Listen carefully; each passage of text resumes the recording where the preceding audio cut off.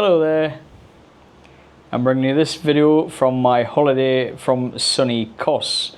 This pillar right behind me, the sun is right behind that. So yes, I'm on holiday at the moment with Laura and our grandson James. We are in Kos, just off the Turkish coast, although it's a Greek island. Although by the time you see this, I'll be back home. I'll have been back to work for a week or so. Just the way it is. So I just wanted to do this little video because in prepping it's too easy to get caught up in the whole what if this happens or what if that happens. Whatever you're preparing for, you know, whether it's economic collapse, whether it's the grid going down or whatever, you know, whatever the situation is that you're prepping for, you know, it's very easy to get caught up in it and have it kind of take over. So whatever it is you're prepping for, whether it's the economic collapse, whether it's a grid going down or whatever else, if you aren't careful, it can easily take over your life and consume all your energy. I know this firsthand, I've been there. I think most preppers have been there at some point. So I just wanted to do this video to say basically, while we prepare for tomorrow, just remember that the tomorrow that you're preparing for might not come. If it does happen, then great. Well, I say great, obviously. Depends what you're preparing for, you know.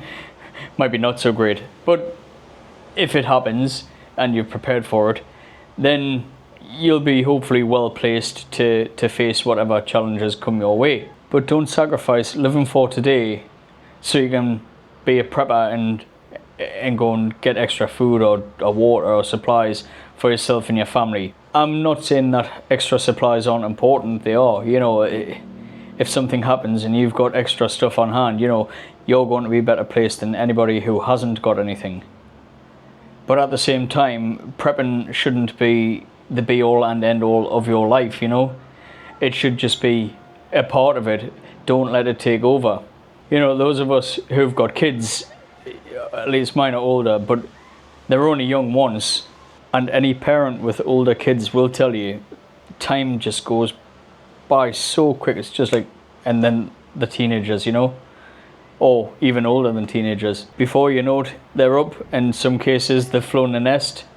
In case of my daughter, for example, she's now got her own child, you know, my little grandson. So while trips to the supermarket are important for extra preps and whatnot, again, if you've got kids, don't forget the trips to the park. Don't forget about the week in the sun with your family if you're able to afford it and you're able to go. You know, it's things like this that are important.